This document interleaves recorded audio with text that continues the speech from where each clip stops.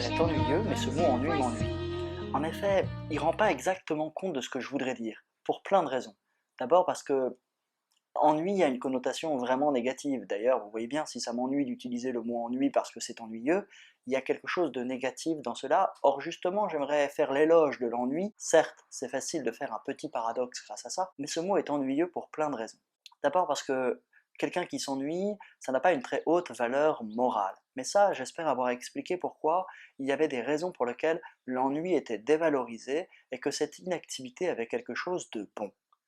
Mais il y a autre chose qui m'ennuie dans l'ennui, c'est que c'est un concept un peu surchargé. En particulier, il a été utilisé par Pascal et puis surtout par Schopenhauer pour décrire un sentiment.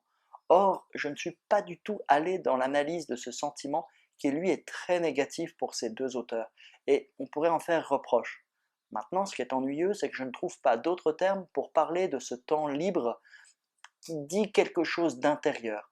Alors, c'est une expérience philosophique. Je sais que La Bruyère, dans l'art poétique, dit que ce qui se conçoit bien s'énonce clairement et les mots pour le dire viennent aisément, mais cependant, faire l'expérience de la philosophie, c'est aussi faire l'expérience des limites du langage et du travail qu'on a à faire sur la langue, parce que les mots, eh bien, ils sont chargés d'une histoire, ils sont chargés de sens. Or, nous voyons que leur signification, ou leur signifiant, il faudrait distinguer, sont quelquefois inexacts, mal taillés, pour dire ce que nous voulons dire. Qu'autrement dit, nous avons des idées qui dépassent un peu la langue. Alors, je suis à la recherche d'un mot qui pourrait dire l'expérience que j'aimerais vous transmettre et qui ne soit pas l'ennui.